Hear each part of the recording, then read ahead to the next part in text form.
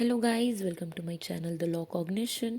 आज हम इस वीडियो में Bilkis Bano gang rape and murder case को डिस्कस करेंगे कि कैसे हमारी trial court, high court and session court ने 11 कन्विक्ट्स को सज़ा देते हुए दैट इज़ लाइफ इम्प्रिजनमेंट की सज़ा दी थी। फिर उसके बाद क्यों और कब और किस कारण से इनको बाद में रिलीज़ कर दिया गया था कोर्ट से, किस बेसिस पे रिलीज़ किया गया था, दैट इज़ लास्ट ईयर 2022 में 15 अगस्त को क्यों इन सबको रिलीज़ कर दिया गया था। और फिर आज वापस से दैट इज़ ऑन 8 जनवरी हमारी सुप्रीम कोर्ट ने दैट इज़ एपिक्स कोर्ट ने वापस से उस ऑर्डर को जो 15 अगस्त को आई थी उसको क्वॉश करते हुए क्या डिसीजन दिया है। तो इस पूरे डिसीजन में, इस पूरे इंसिडेंट में क्या हुआ है, ये सारी चीज़ें आज हम इस वीडियो में कवर करेंगे। So without wasting time let's get started. तो अगर हम बिल्किस बानो की बात करें तो वो गुजरात के दाहोद डिस्ट्रिक्ट में अपने हस्बैंड और 3.5 साल की डॉटर के साथ रहती थी।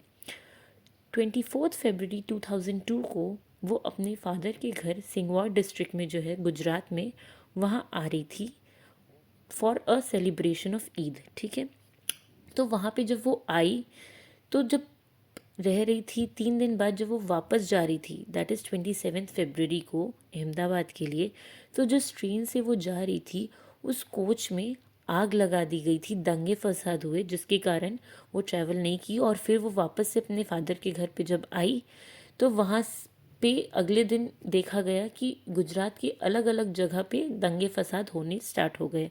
तो बहुत सारी जगह पे दंगे फसाद हुए। लोग जो थे वो वहाँ पे लोकल अपने नॉर्मल आइडेंटिटी छिपाते हुए अपने आप को बचाने की कोशिश कर रहे थे। ठीक है, तो वैसे ही इनकी भी जो फैमिली थी वो पूरी एक साथ इकट्ठी एक ग्रुप में नहीं गई, क्योंकि सब कोई अपना अपना थोड़ा बहुत ग्रुप बना के 15-20 लोगों का ग्रुप बना के वो लोग अलग अलग जगह छिपते जा रहे थे अपने आप को बचाने के लिए। तो वैसे ही जो हमारी बिल्किस बानो थी उनके भी 3 ग्रुप बने और 3 अलग अलग डायरेक्शन में लोग सब गए थे, जिसमें से जो उनके भाई और हस्बैंड थे वो अलग अलग ग्रुप में थे और बिल्किस बानो अलग थी। तो बिल्किस बानो जिस ग्रुप में थी उसके साथ उसकी mummy that is mother and her daughter along with 4-5 मोर और 7 मोर पीपल वर देयर। ठीक है, तो ये सारे लोग साथ में इकट्ठा होके जब भागे, पहले दिन तो ये लोग शेल्टर मिल गई थी, इन लोगों ने अपने आप को रखा।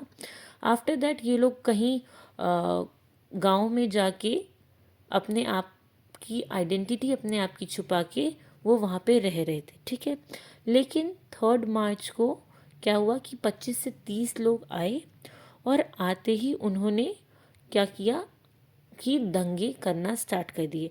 अब ये 25 से 30 लोगों को बिल्किस बानो जानती थी, क्योंकि वो वही गांव के थे जिस गांव की बिल्किस बानो थी। तो बचपन से वो उनको देखती आ रही थी, तो वो उनको बाय नेम जान रही थी। लेकिन अब हुआ क्या कि जो इनका भी ग्रुप था बिल्किस बानो का, उसमें से बहुत सारे लोग, तो कुछ लोग भाग गए, लेकिन 7 लोग रह गए थे बिल्किस बानो को ऐड ऑन करते हुए, क्योंकि बिल्किस बानो प्रेग्नेंट थी, 5 मंथ्स प्रेग्नेंट थी। वो भागने में उतनी केपेबल हुई नहीं। साथ में जो उसकी डॉटर थी 3.5 ईयर्स की एंड मदर भी जो थी वो काफ़ी एजड थी। ऐसे कहते हुए 7 लोग जो थे वो भाग नहीं पाए थे। अब हुआ ये कि जो ये 25 से 30 लोग थे उनमें से कुछ लोगों ने बिल्किस बानो के साथ रेप किया और जितने भी लोग बच गए थे इंक्लूडिंग डॉटर और मदर, उन सबको मार दिया। अब जब उन्होंने ये सब हरकत की उस टाइम पे तो कोई नहीं देख रहा था, लेकिन उन्होंने जब ये रेप किया उनको लगा कि बिल्किस बानो भी मर गई है, उनकी भी डेथ हो गई है। लेकिन कुछ समय बाद बिल्किस बानो को जब होश आया तब उसने देखा कि उनके जितने भी मेंबर्स थे, फैमिली मेंबर्स जो बचे हुए थे, उन सबकी डेथ हो चुकी है। समहाउ वो कैसे भी मैनेज करके अपने आप को सस्टेन की और फिर उन्होंने उसी गांव में वापस से जहाँ पे वो रुकी हुई थी वहाँ पे थोड़े बहुत कुछ अरेंजमेंट्स करके अपने आप को पहले सस्टेन किया और फिर किसी एक पर्सन की हेल्प से वो पुलिस स्टेशन गई, लिमखारा पुलिस स्टेशन, और वहाँ पे जाके उसने अपने आप को अपनी जितनी भी स्टोरीज थी वो पूरी बताई, कहानी बताई। पहले तो पुलिस स्टेशन में जो पुलिस थी दैट इज़ सोम सिंह, उन्होंने रिफ्यूज़ कर दिया ये जो भी इन्होंने कंप्लेन लेके आई थी उनको रिटन डाउन करने में, और एक तरह से उन्होंने पूरी बात सुनी भी नहीं बिल्किस बानो की। फिर हुआ ये कि जितने भी पॉइंट्स लास्ट में उन्होंने एट द एंड फिर लिखे, वो पूरा स्टोरी को मोल्ड करते हुए एक एफआईआर बना दिया उन्होंने।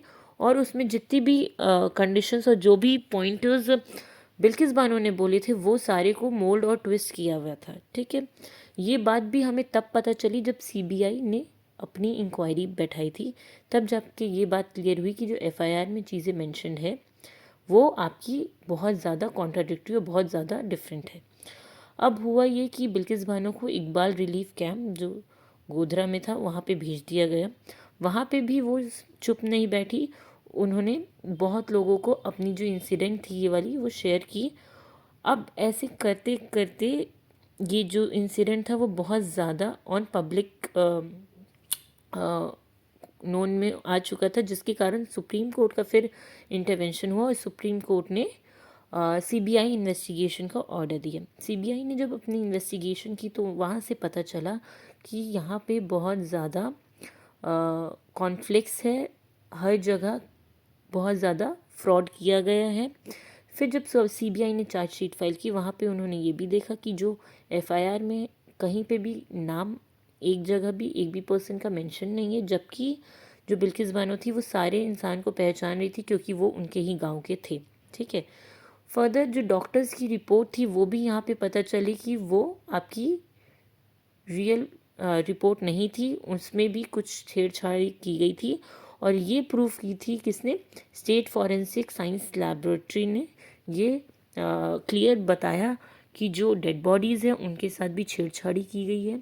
और सारे जो इमेजेस लिए गए थे वो आपके एंगल और उस पर्टिकुलर सीन में जो हमारी क्राइम सीन थी उसको डिस्टर्ब करते हुए लिए गए थे। इन अ वे पूरा प्लानिंग था इन सारे कन्विक्ट्स को बचाने का।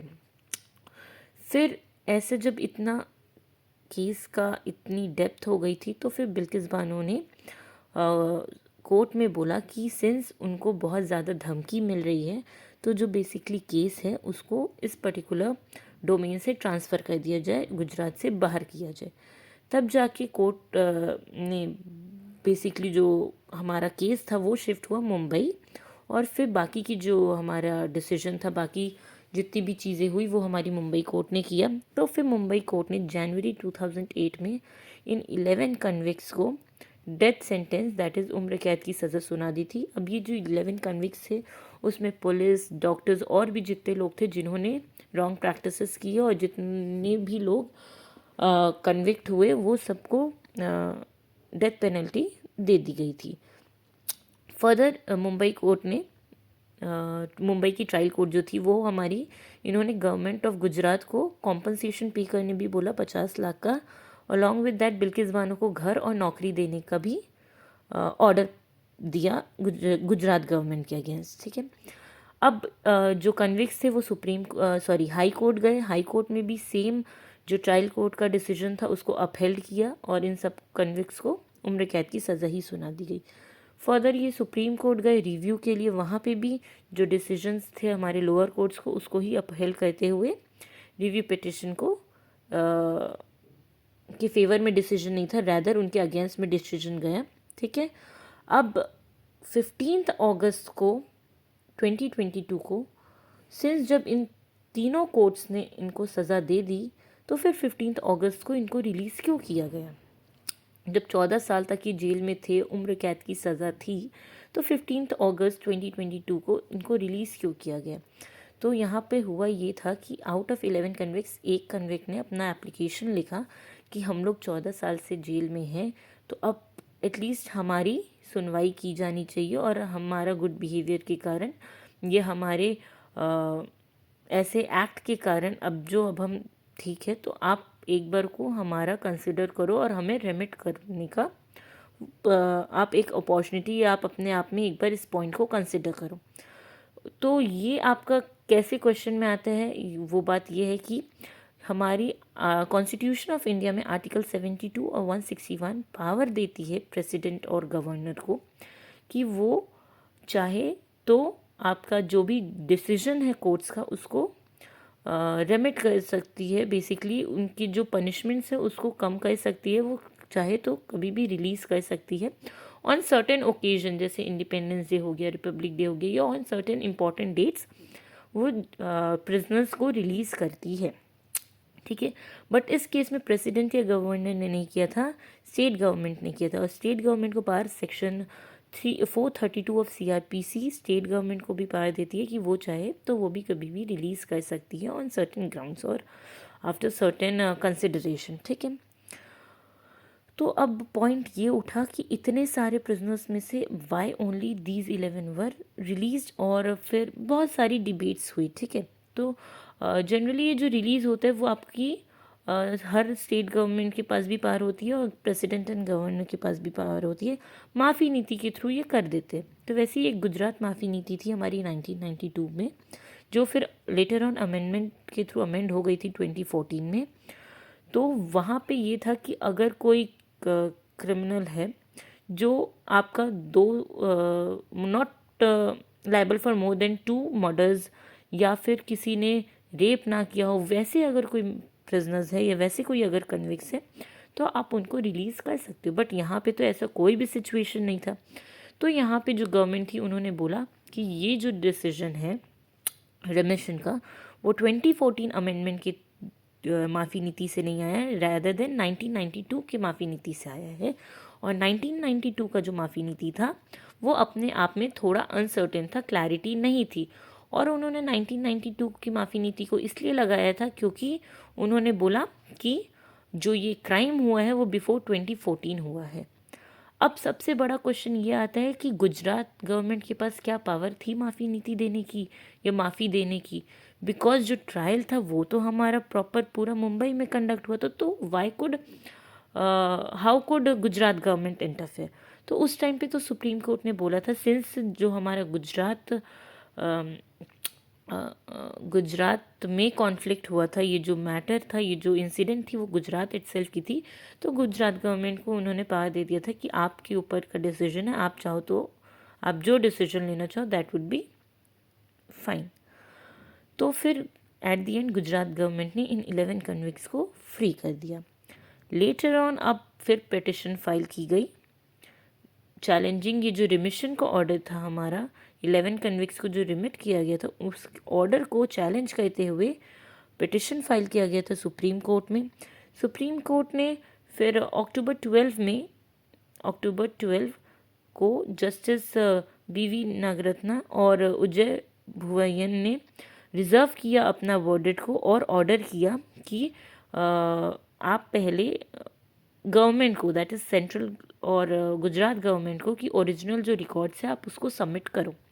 फिर लेटर ऑन आज दैट इज़ 8 जनवरी को कोर्ट का आज ये कहना था कि जो ऑर्डर हमारी रिमिशन की पास की गई थी Gujarat high court Gujarat government के द्वारा, वो गुजरात गवर्नमेंट अपने आप में कॉम्पिटेंट अथॉरिटी नहीं थी, क्योंकि जो हमारा मैटर चला था वो मुंबई में चला था। 10 मुंबई की ट्रायल कोर्ट ने ये डिसीजन पास किया था। तो यहाँ पे जो है वो गुजरात गवर्नमेंट के पास कोई जुरिस्डिक्शन होता ही नहीं है कि वो इस मैटर को आगे देखे या फिर रेमिट करे। पहला तो ये पॉइंट था आज जो मेजर डिस्कशन हो। द सेकेंड, द ऑर्डर जो पास की हमारी सुप्रीम कोर्ट ने, एपिक्स कोर्ट ने, आज वो ये है कि विद इन 2 वीक्स जितने भी कन्विक्ट्स है उन सबों को सरेंडर करना होगा। सो ये थी हमारी पूरी ओवरऑल बिल्किस बानो की gang rape and murder case. I hope आपको बहुत अच्छे से समझ आया हो। अगर कोई भी डाउट हो, अगर आपका खुद का भी कोई पॉइंट हो, कुछ आपकी ओपिनियन हो, तो वो सब चीज़ें आप शेयर करो। कोई डाउट हो तो आप पूछो। And stay safe. Thank you, bye bye. Please do like my channel, subscribe it, take care.